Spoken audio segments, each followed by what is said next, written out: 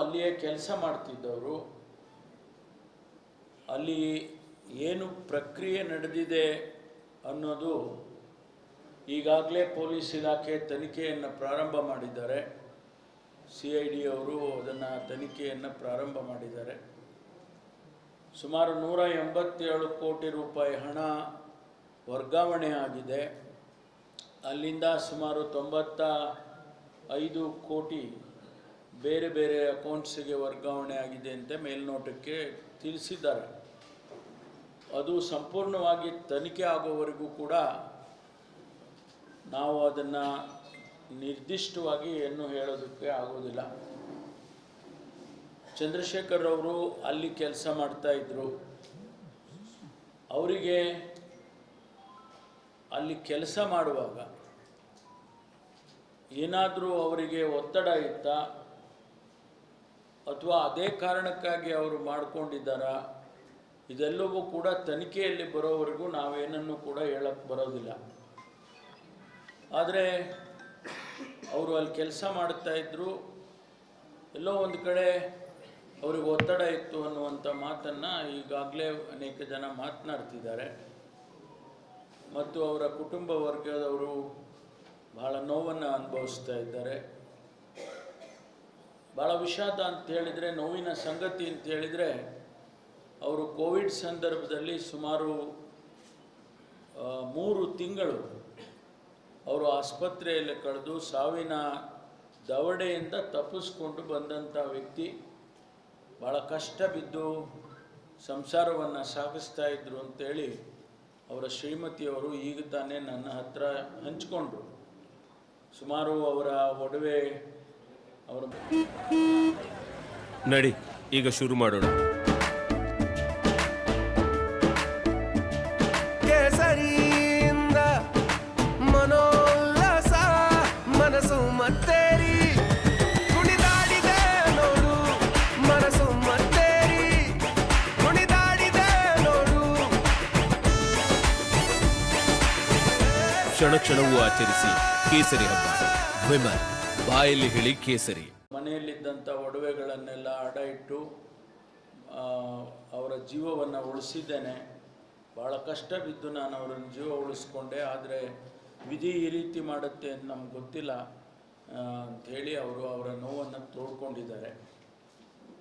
ಸರ್ಕಾರ ನಾವು 6ನೇ ತಾರೀಕಿನ ನಂತರ, ಯಾಕೆಂದರೆ ಈಗ ಮಾಡೆಲ್ ಕೋಡ್ ಆಫ್ ಕಾಂಡಕ್ಟ್ ಇರೋದ್ರಿಂದ ನಾವು ಯಾವ ಭರವಸೆಯನ್ನು ಕೂಡ ಹೇಳೋದಕ್ಕೆ ಆಗೋದಿಲ್ಲ. ಆದರೆ ಸರ್ಕಾರ ಅವರ ಜೊತೆಗಿದೆ. 6ನೇ ತಾರೀಕು ಆ ನಂತರ ಜಿಲ್ಲಾ ಸಚಿವರು ಸನ್ಮಾನ್ಯ ಮಧು ಬಂಗಾರಪ್ಪನವರು ಈಗಾಗಲೇ ಭೇಟಿ ಕೊಟ್ಟಿದ್ದಾರೆ. ಅವರಿಗೆ 6ನೇ ತಾರೀಕಿನ ನಂತರ ಆ ಕುಟುಂಬವನ್ನು ಮತ್ತೂ ಸಂಪರ್ಕ ಮಾಡಿ ಅವರ ಬೇಡಿಕೆಗಳನ್ನು ಈಡೇರಿಸ್ತಕ್ಕಂಥ ಎಲ್ಲ ಪ್ರಯತ್ನವನ್ನು ನಾವು ಮಾಡ್ತೇವೆ ಅಂತ ಅಷ್ಟೇ ಮಾತ್ರ ಹೇಳೋದಕ್ಕೆ ಬಯಸ್ತೇನೆ. 2 ಭಾಗ, ಒಂದು ನಿಗಮದಲ್ಲಾಗಿರ್ತಕ್ಕಂಥ ಹಣಕಾಸಿನ ವಿಚಾರ ಒಂದು, 2ನೇ ಭಾಗ ಅವರು ಆತ್ಮಹತ್ಯೆ ಮಾಡಿಕೊಂಡಿರ್ತಕ್ಕಂಥದ್ದು. ಇವೆರಡನ್ನು ಕೂಡ ನಾವು ಭಾಳ ಸೂಕ್ಷ್ಮವಾಗಿ ಇದನ್ನು ತನಿಖೆ ಮಾಡ್ತೇವೆ. ತನಿಖೆ ಮಾಡಿ ಇದ ನಂತರ ಯಾರು ತಪ್ಪಿತಸ್ಥರು ಇದ್ದಾರೆ ಅವರ ಮೇಲೆ ಕ್ರಮ ತಗೊಳ್ತೀವಿ ಅಂತ ಅಷ್ಟೇ ನಾನು ಹೇಳೋದಕ್ಕೆ ಬಯಸ್ತೇನೆ. ಯಾವ ಮುಲಾಜಿಲ್ಲದೆ ಯಾರನ್ನೂ ಕೂಡ ರಕ್ಷಣೆ ಮಾಡದೆ, ಮತ್ತು ನಾವು ಏನು ಹಣಕಾಸಿಂದಾಗಲಿ ಮತ್ತು ಒಂದು ವೇಳೆ ಯಾರಾದರೂ ಕೂಡ ಅವರ ಸಾವಿಗೆ ಕಾರಣ ಇದ್ದರೆ ಅವರನ್ನು ಕೂಡ ಕಾನೂನಿನ ಚೌಕಟ್ಟಿನಲ್ಲಿ ಕ್ರಮ ತಗೊಳ್ತೀವಿ ಅಂತ ಹೇಳಿ ಅಷ್ಟನ್ನೇ ನಾನು ಹೇಳೋದಕ್ಕೆ ಬಯಸ್ತೇನೆ. ಮಿಕ್ಕಿದ್ದೆಲ್ಲ ಏನು ಹೇಳೋದಕ್ಕೂ ಹೋಗೋದಿಲ್ಲ, ಯಾಕೆಂದರೆ ತನಿಖೆ ನಡೀತಾ ಇದೆ. ಆದ್ದರಿಂದ ಇನ್ನು ಹೆಚ್ಚು ವಿಚಾರ ಏನು ಹೇಳೋದಕ್ಕೂ ಹೋಗೋದಿಲ್ಲ ಈ ವಿಷಯಕ್ಕೆ ಸಂಬಂಧಪಟ್ಟ ಹಾಗೆ. ಅಲ್ಲ, ಗೊತ್ತಿಲ್ಲ. ಈಗ ನಾವು ಯಾರ್ಯಾರು ಈ ಅವ್ಯವಹಾರ ಅಂತೇನು ನಾವು ಕರಿತಾ ಇದ್ದೀವಿ 187 ಕೋಟಿದು, ಅದರಲ್ಲಿ ಯಾರ್ಯಾರು ಭಾಗಿಯಾಗಿದ್ದಾರೆ ಅವ್ರನ್ನೆಲ್ಲ ಅರೆಸ್ಟ್ ಮಾಡ್ತಾರೆ. ಅವರನ್ನೆಲ್ಲರನ್ನೂ ಕೂಡ ಕಾನೂನಿನ ಚೌಕಟ್ಟಿಗೆ ತರ್ತಾರೆ. ಅದು ಅವರ ಡೆತ್ ನೋಟ್ನಲ್ಲಿ ಸಚಿವರ ಮೌಖಿಕ ಆದೇಶ ಅಂತ ಹೇಳಿದ್ದಾರೆ.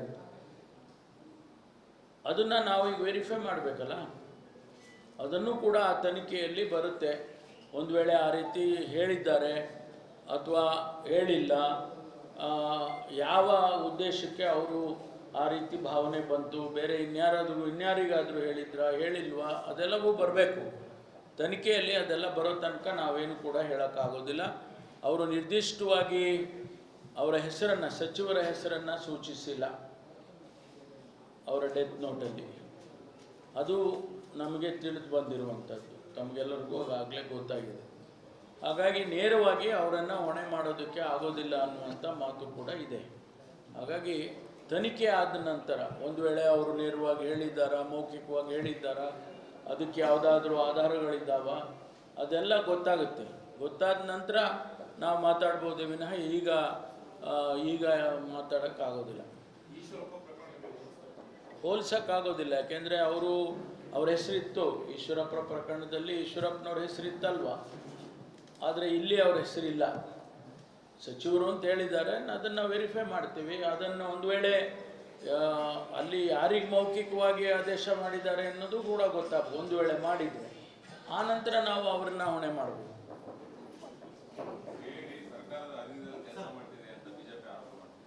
ಅವರಿದ್ದಾಗಲೂ ಸರ್ಕಾರದ ಅಧೀನದಲ್ಲೇ ಕೆಲಸ ಮಾಡ್ತಿತ್ತಲ್ವ. ಎಲ್ಲ ಅಂಗಸಂಸ್ಥೆಗಳು ಸರ್ಕಾರದ ಅಧೀನದಲ್ಲೇ ಕೆಲಸ ಮಾಡೋದು. CBI ಕೆಲಸ ಮಾಡೋದು ಕೇಂದ್ರ ಸರ್ಕಾರದ ಅಧೀನದಲ್ಲಿ ಅಲ್ವಾ. CBI ಎಲ್ಲಿ ಮಾಡುತ್ತೆ? ಹಾಗೆ ಎಲ್ಲ ಸರ್ಕಾರದ ಒಂದು ಭಾಗ ತಾನೆ. ಅದನ್ನು ನಾವು ನಂಬಬೇಕಾಗ್ತದೆ. ಅನೇಕ ಸಂದರ್ಭದಲ್ಲಿ ನಾವೇ ಆ ಸಂಸ್ಥೆಗಳನ್ನು ನಂಬದೇ ಇದ್ದರೆ ಬೇರೆ ಯಾರು ನಂಬ್ತಾರೆ?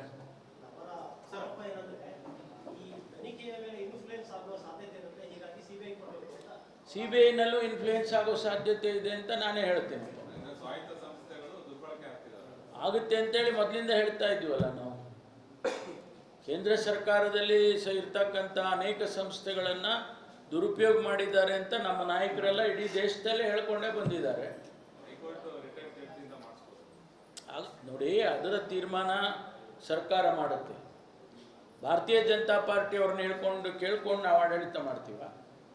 ಜನಸಮುದಾಯಕ್ಕೆ ನಾವು ಏನು ಮಾತು ಕೊಟ್ಟಿದ್ದೇವೋ ಅದರಂತೆ ಆಡಳಿತ ಮಾಡ್ತೇವೆ. BJP ಅವ್ರನ್ನ ಕೇಳ್ಕೊಂಡು ಆಡಳಿತ ಮಾಡೋದಿದ್ರೆ ಜನ ಯಾಕೆ ನಮ್ಮನ್ನೇ ಕಾರಿಸ್ತಾ ಇದ್ರು?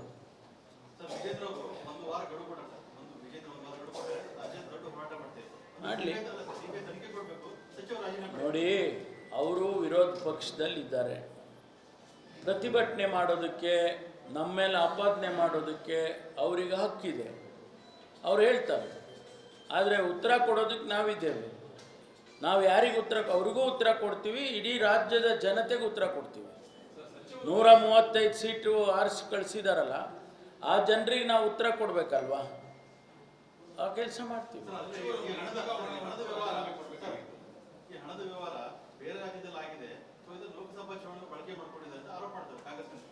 ನಾನು ಹೇಳಿದ್ನಲ್ಲ, ಈಗ ಸತ್ಯಾಸತ್ಯತೆ ನಾನೇನು ಹೇಳಕ್ಕೆ ಹೋಗೋದಿಲ್ಲ. ನಾನು ಅವರಿಗೆ ಹೇಳ್ಬೋದು, ಅನೇಕ ವಿಚಾರಗಳನ್ನ ತಿಳಿಸ್ಬೋದು ಅವರಿಗೆ. ಆದರೆ ಈಗ ತನಿಖೆ ಪ್ರಾರಂಭ ಆಗಿರೋದ್ರಿಂದ ನಾನು ಹೇಳೋದಿಲ್ಲ. ಒಂದು ವೇಳೆ ತನಿಖೆಯಲ್ಲಿ ಬಂತು, ತನಿಖೆಯಲ್ಲಿ ಆಂಧ್ರ ಪ್ರದೇಶಕ್ಕೆ ದುಡ್ಡು ಕಳಿಸಿದ್ದಾರೆ, ಎಲ್ಲಿಗೋ ಕಳಿಸಿದ್ದಾರೆ, ಯಾರಿಗೋ ಕಳಿಸಿದ್ದಾರೆ ಬಂತು, ಅದಕ್ಕೆ ಸೂಕ್ತವಾದ ಕ್ರಮ ತಗೊಳ್ಳೋಣ. ಅವ್ರು ಹೇಳಿದ ಕ್ಷಣಕ್ಕೆ ಅದು ಸತ್ಯ ಅಂತ ನಾವು ಒಪ್ಕೊಳ್ಳೋಕೆ ತಯಾರಿಲ್ಲ. ಯಾರು? ಯಾವ ಸಚಿವರು? ಅದನ್ನೇ ನಾನು ಹೇಳಿದ್ನಲ್ಲ, ಅವ್ರು ಇದ್ದಾರೆ, ಅದರಲ್ಲಿ ನೇರವಾಗಿ ಹೊಣೆ ಆಗಿದ್ದಾರೆ ಅಂತಂದರೆ ಖಂಡಿತ ನೀವು ಹೇಳೋ ಮಾತು ಕರೆಕ್ಟಾಗಿದೆ. ಆದರೆ ಅದು ಆಗ್ಬೇಕು, ಪ್ರೂವ್ ಆಗ್ಬೇಕಲ್ವಾ? ನಾವು ಮುಜುಗರ ನೋಡಿ, ಮುಜುಗರ ಅನೇಕ ಸಂದರ್ಭದಲ್ಲಿ ಸರ್ಕಾರಕ್ಕೆ ಮುಜುಗರಗಳು ಆಗ್ತಾ ಇರ್ತವೆ. ಸತ್ಯಾಸತ್ಯತೆ ಹೊರಗಡೆ ಬರೋವರೆಗೂ ಇದೆಲ್ಲ ಆಗೋದೇ ಅಲ್ವಾ? ಅದಕ್ಕೆ ತನಿಖೆ ಮಾಡೋದು. ತನಿಖೆ ಯಾಕೆ ಮಾಡ್ತೀವಿ ನಾವು? ಅವ್ರು ಹೇಳಿದಾರಪ್ಪ ಮಾಡಿ ತನಿಖೆ ಮಾಡಿ, ಅದು ಸತ್ಯ ಇದ್ದರೆ ಒಪ್ಕೊಳ್ಳೋಣ, ಇಲ್ಲ ಅಂದರೆ ಇಲ್ಲ ರೀ ಅದು ನೀವು ಹೇಳಿದ ಸತ್ಯ ಇಲ್ಲ ಅಂತ ಅವರಿಗೆ ಹೇಳ್ತೀವಿ ನಾವು.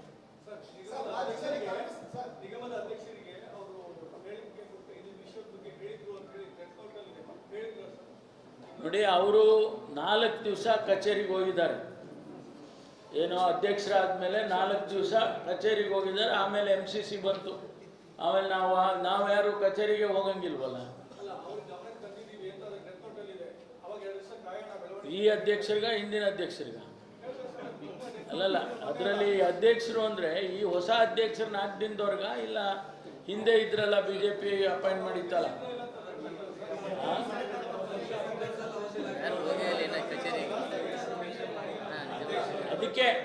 ಅದಕ್ಕೆ ನೀವು ಹೇಳಿದ್ದು ಕರೆಕ್ಟ್ ಇದೆ. ನೀವೇನು ಬುದ್ಧಿವಂತರು, ನೀವು ಕರೆಕ್ಟಾಗಿ ಕೇಳಿದ್ದೀರಾ. ಆದರೆ ಅದನ್ನೆಲ್ಲ ತನಿಖೆ ಮಾಡ್ತೀವಲ್ಲ, ಈ ಅಧ್ಯಕ್ಷರ, ಹಿಂದಿನ ಅಧ್ಯಕ್ಷರ, ಅವ್ರ ಹೆಸರು ಹೇಳಿಲ್ಲ. ಅಧ್ಯಕ್ಷರು ಇಂಥದ್ದು ಬಸವರಾಜ್ ಅಂತ ಹೇಳಿದಾರ? ಬಸವರಾಜ್ ಅಂತ ಹೇಳಿದಾರ? ನಿಮ್ಗೆ ಕೇಳ್ತಾ ಇದ್ದೀನಿ. ಇದೆಯಾ ಅದು? ನಾನು ನೋಡಿಲ್ಲಪ್ಪ, ನೀವು ಹೇಳಿ. ಏನು ಅದೆಲ್ಲ ನಿಮ್ಗೆ ಹೇಳ್ತೀನ ನಾನು? ಗೃಹ ಮಂತ್ರಿ ಗೊತ್ತಾಗಿದ್ದೆಲ್ಲ ನೀವು ಹೇಳ್ಬಿಟ್ರೆ ಮುಗಿತ್ಕಂಡ್ರಿ.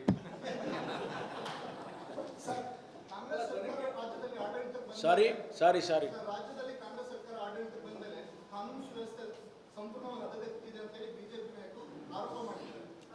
ಶುದ್ಧ ಸುಳ್ಳು. ಕಾನೂನು ಸುವ್ಯವಸ್ಥೆ ಯಾವುದು ಕೂಡ ಹಾಳಾಗಿಲ್ಲ.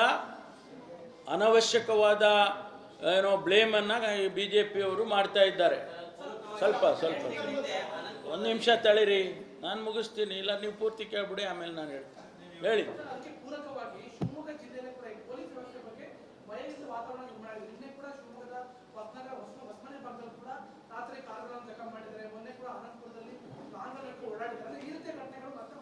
ನೋಡಿ, ಇದು ಒಪ್ಕೊಳ್ತೀನಿ ನಾನು. ಶಿವಮೊಗ್ಗದಲ್ಲಿ ನಾವು ಮೊನ್ನೆ ಗಲಾಟೆ ಆಗಿದೆ. ಯಾವುದೇ ಗೂಂಡಾ ಎಲಿಮೆಂಟ್ಸನ್ನು ಬಿಡೋದಿಲ್ಲ ನಾವು 1 ವರ್ಷದಿಂದ ನಾನು ಲೆಕ್ಕ ಕೊಡ್ತೀನಿ, ಸಂದರ್ಭ ಬಂದಾಗ ಯಾವ ಗೂಂಡಾನು ಕೂಡ ನಾವು ಬಿಡೋದಿಲ್ಲ.